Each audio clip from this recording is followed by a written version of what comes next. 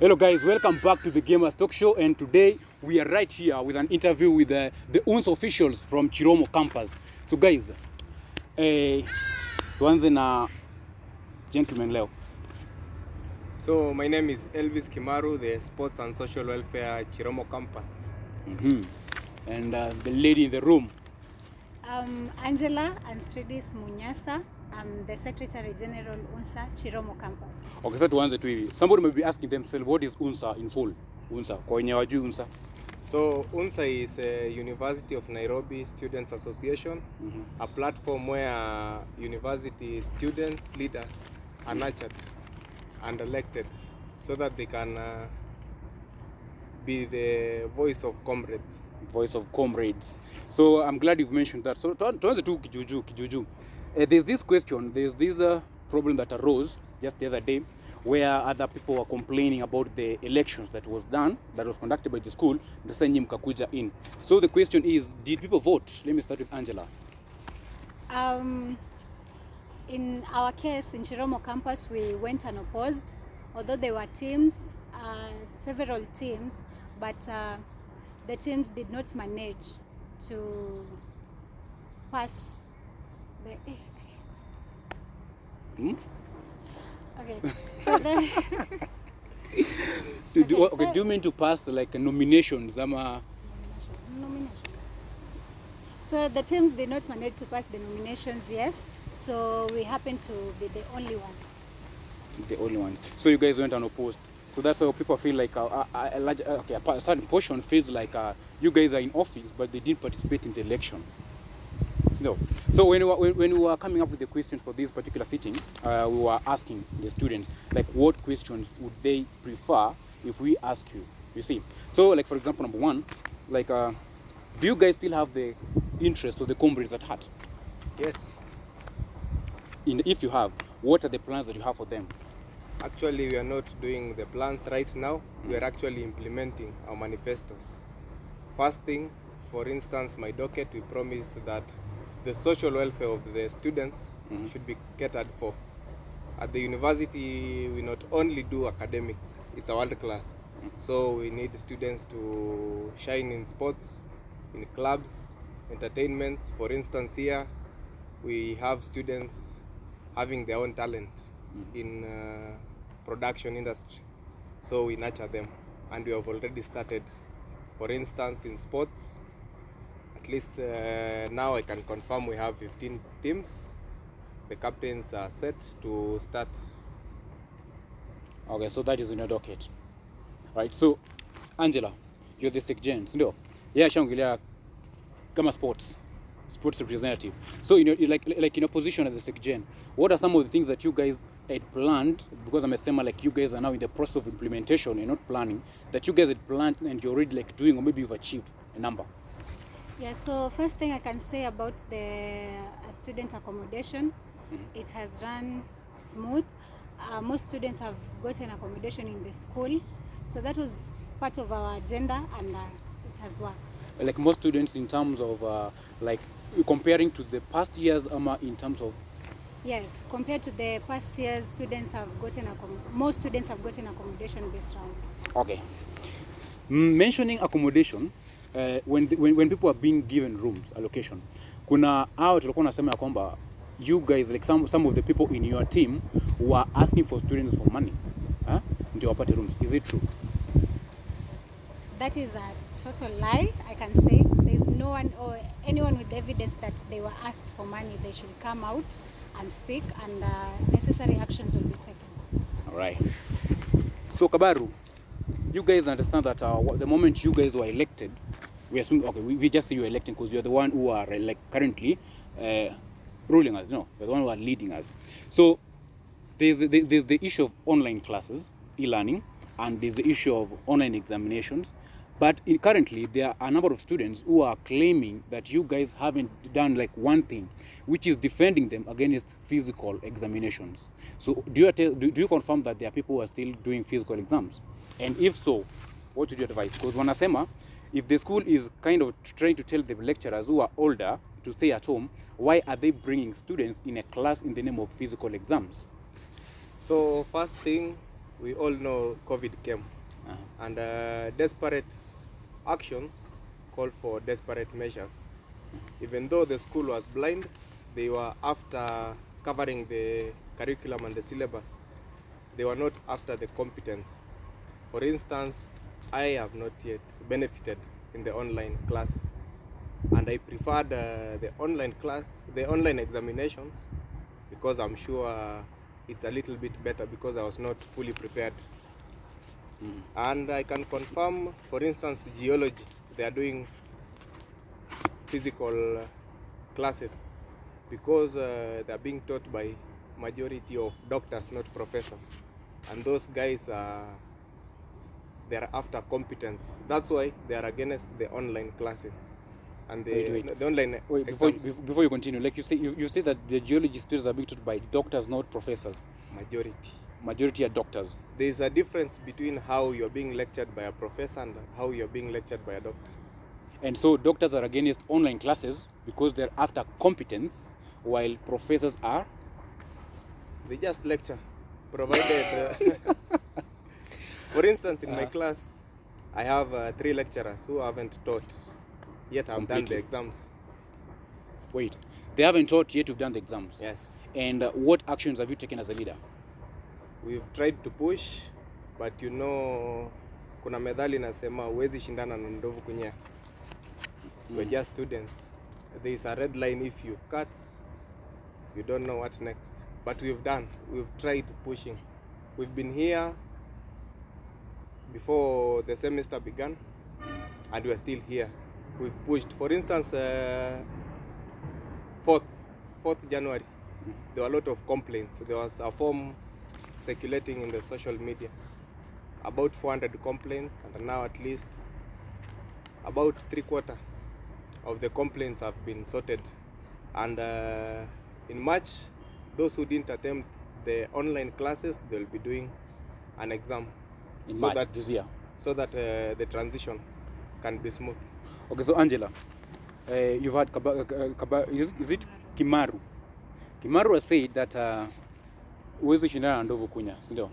And as the SecGen, you don't understand that the students can use the statement that Kimaru has used, but not leaders, because they assume that there's some level of commitment or responsibility that you guys have been given, that you're supposed to do what?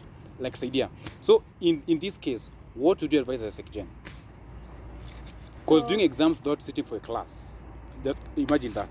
Yeah, so personally I was against the physical exams because we did most of the things online. So it would have been fair enough if everything went online, including the exams. But sasa, some of the lecturers decided that we will do physical. I've personally sat for one physical exam, and it was tough.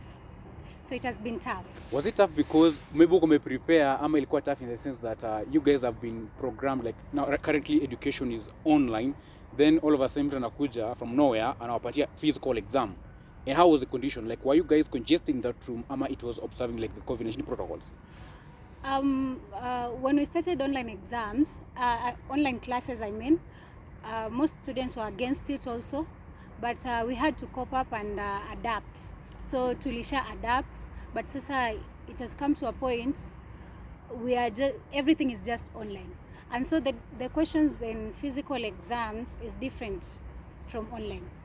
Because in physical you're expected to outline every process and everything, but in online there are multiple choices and all that. So it has been different. About the physical exam I can assure people that the COVID rules were adhered to and everything was just right. Okay. The last statement. Kuna mtu aliniambia, see, I started by saying that these questions, we kind of did like some kind of a survey, questionnaire. A student told me that they were forced to sit for an exam. Actually, she's a second year. They were forced to sit for an exam in the same condition that we used to do before COVID-19 came. So when you're saying that it was adhered, is it because like maybe mulikuwa wachache? Ama the school had to, like, say, for example, if this class had like 100 people and they were using hall 1, let us divide them to now use hall 1 and 2. Is it because nini wachache ama they just chose to adhere to those? I think Chiromo has a big exam center, and there are several halls in that exam center.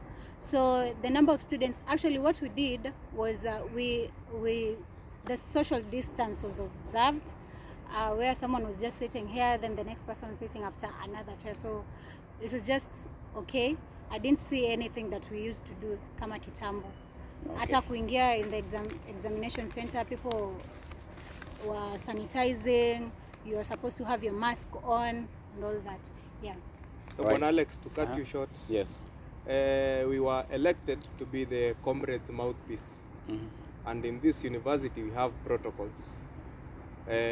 Faculty-wise, you have to take your issue to the chairman, who will forward it to the dean, then to the principal. Then there's this thing Senate. that is called Senate. I've never seen a senator in this school, but there's Senate, where policies are being made. They affect students, but we don't take part in making those policies. And that is the challenge that we are facing now, because we can't go past the Senate. If the chairman is maybe unapproachable, or he can't forward the grievances, then there is where the problem will start now. So what type of problems? Because ukisema like you guys can't pass the Senate. The same, for example, in this case, you're saying that you sat for 3 exams without being taught, like without attending any class completely, and you go and complain to the lecturer, they don't respond. You go to the dean, who doesn't respond, and to the principal, who doesn't respond. So what will you say? Like sasa juu sasa sisi mlituchagua, we are your mouthpiece, tumeongea, but sasa hakuna change, now tumeachia hapo. It reaches a point where when diplomacy fails, and we don't want to reach it there, so we are still pushing. So it hasn't failed yet. No, we have failed, but we are giving them time to respond. Okay. So you guys mongoje time, as Kimaru is saying. So Angela, back to you. I asked, the first question was like, what were the plans that you guys had in but like the ones that you kind of feel like you've achieved, and others that you haven't achieved, and you've kind of only mentioned one, the one for rooms. So any academic plan that you guys have that you guys are maybe trying to achieve? Actually, we have achieved something in academic affairs. There are students who missed exams during the online exams that we did first when the online thing started. So these students have been given a second chance. There are people, they have been given a second chance. That is that they can do the exams once more. I guess the emails have been sent in their, Okay, and mentioning online exams, Kimaru, you don't understand, like right now, like the telecom lines that the school gave the students are not working, they're out of service. So, and it is during the exam period. But to just get responsibility, we were being told, oh, file again, send your details. No, the lines are not out of service. The lines are working. They're working? They are. Am I a student? Because Mine is not working. mine is not working. Then you didn't register. I did. Then you're supposed to fill in the document. Did you fill the documents? I They did. were supposed to. There's this. Then you go pick your line. They're supposed to communicate to tell us that the lines have been dropped. So, Yes. which they haven't communicated. So that is telecom. Okay. Ngoja, hii memo ndio 14 na yenyu Kimaru. Because you guys in the same office, yet No, one of them. I don't. Okay, So the reason why the telecom line was shut is because I understand we were supposed to key in our details. I don't know how.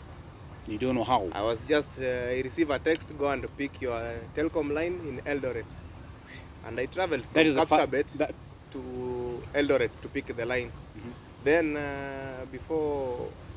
during January, I just saw that my line is out of service.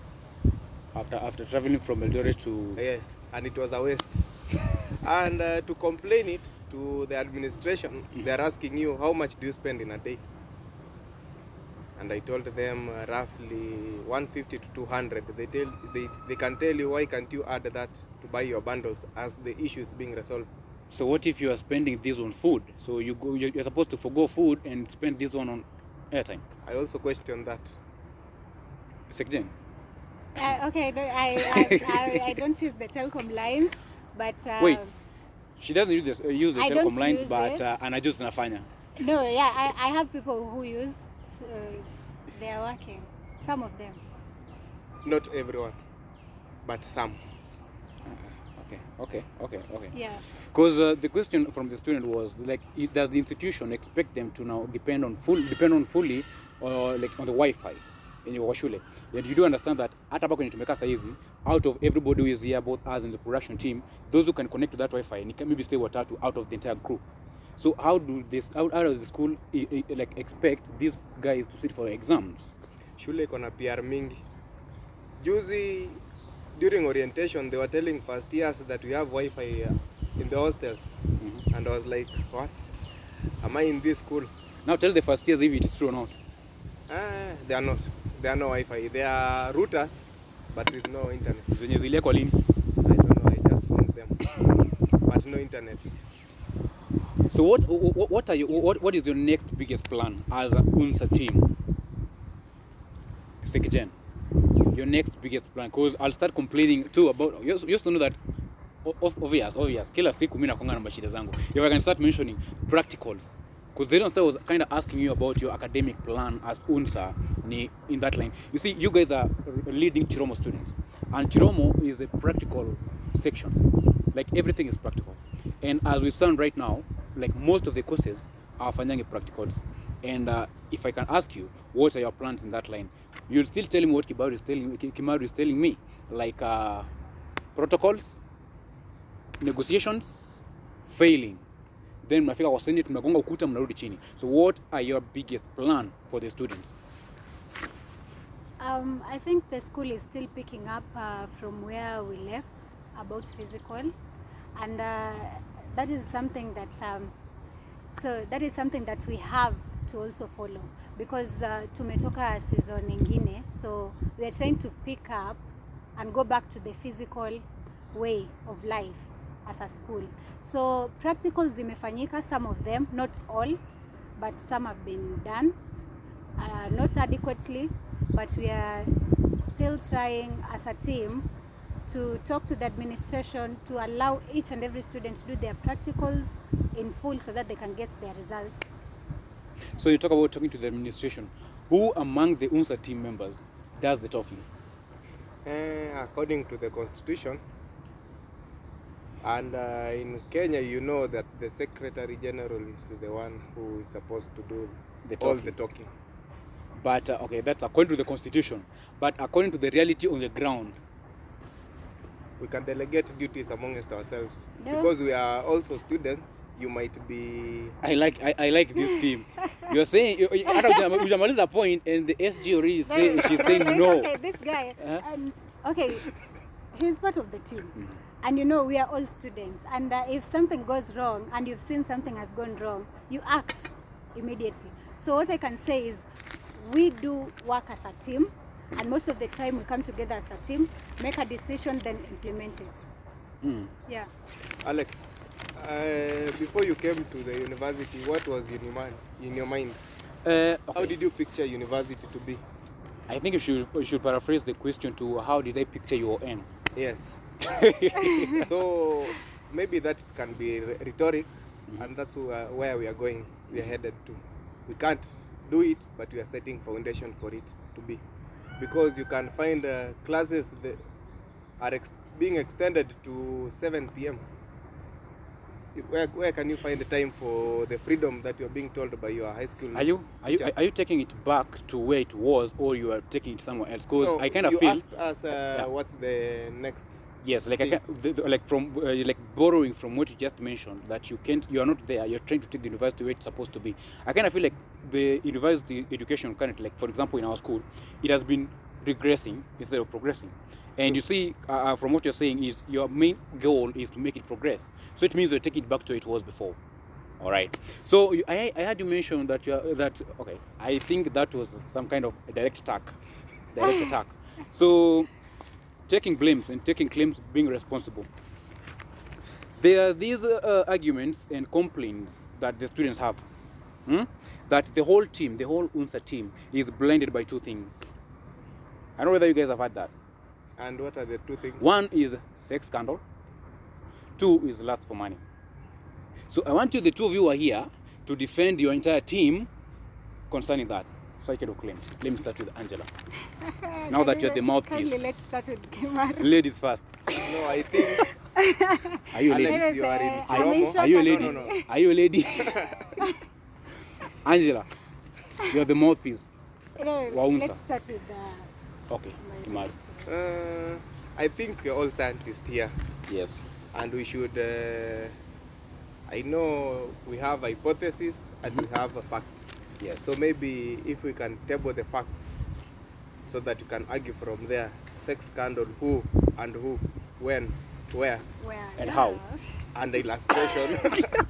Videos or something. I kind of feel, Otherwise, it will be allegation. I kind of feel like Angela didn't want to mention And it something can about that. be- She was waiting for you to talk, You know- so that akue like yes, hapo. Unajua tulikuja unopposed, and at times Mko na critics maadui. is normal.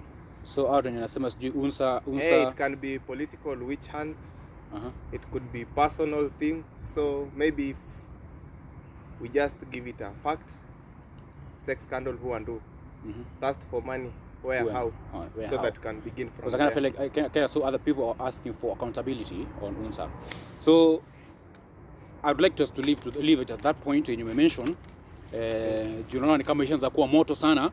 So we'll be having another interview on the same. We'll continue with the topics. Junaona hapa hivi join atuacha, and today we decided to do an outdoor shoot. So we'll leave it at that point. So guys, just angalia tu camera, you tell people what you are. You see, tulianza kusema, do you still have comrades interest? So tell them what you have, the plans for them and stuff like that, your Instagram, whatever, handles and stuff. Okay, so I want to tell comrades that we will continue working together. Whatever issues they have, they can bring on board, and we as a team, we are going to make sure everything happens right. And also, I would like to encourage comrades who are still lagging behind in academic affairs to come on board and continue with the studies. If you have any issues, academic issues, financial issues, just report to the offices, and everything will be sorted out. We were chosen by comrades, and we are for comrades, and we will work for comrades. All right. Mad. So comrades must enjoy, regardless where you are enjoying.